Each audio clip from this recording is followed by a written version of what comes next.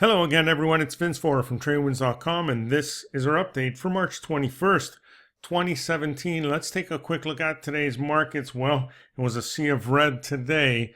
Lots of selling from start to finish, and actually we closed near the lows. Today, the Dow was down 237 points, all led by the financials. I'll show you a few charts in just a moment. The S&P 500 was down 29 points.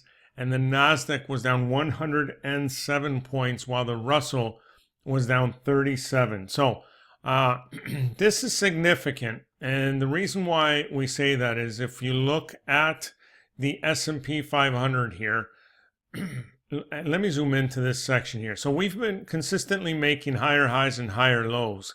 And now with today's price action here, we switch to lower highs and lower lows. The lower high was put in a few days ago back in here when it tried to bounce off this 20-period moving average. Here was the previous low, and now today we obviously closed below that low. So the low isn't in yet, but it's obviously going to be a lower low. So we've turned the corner here. You can see we've completely lost momentum.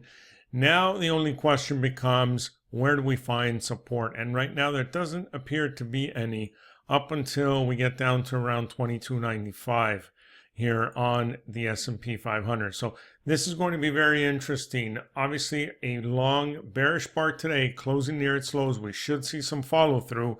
Where we close tomorrow is going to be much more important.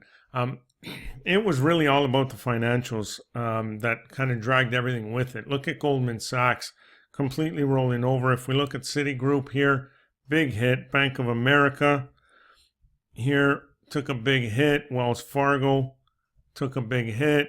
What else we have? JP Morgan, you name it. Just about any financial took a big hit today. Only only question is going to be, how far do we drop here? Are we in for a small, near-term correction here, or is this the start of something bigger? At this point, way too early to tell. But if you look at today's bar, whether you're looking at the S&P 500, at JP Morgan, Goldman Sachs, really doesn't matter. But look at today's bar, and it has been quite some time before we saw anything that size and range. So going to be significant. Now, the VIX, the fear index, also did something it hasn't done in about 5 months here, and that is close above the Ichimoku cloud. Let me put on a different layout here and go back to the VIX and show you what I mean right here. So obviously the cloud acts as resistance here for the VIX.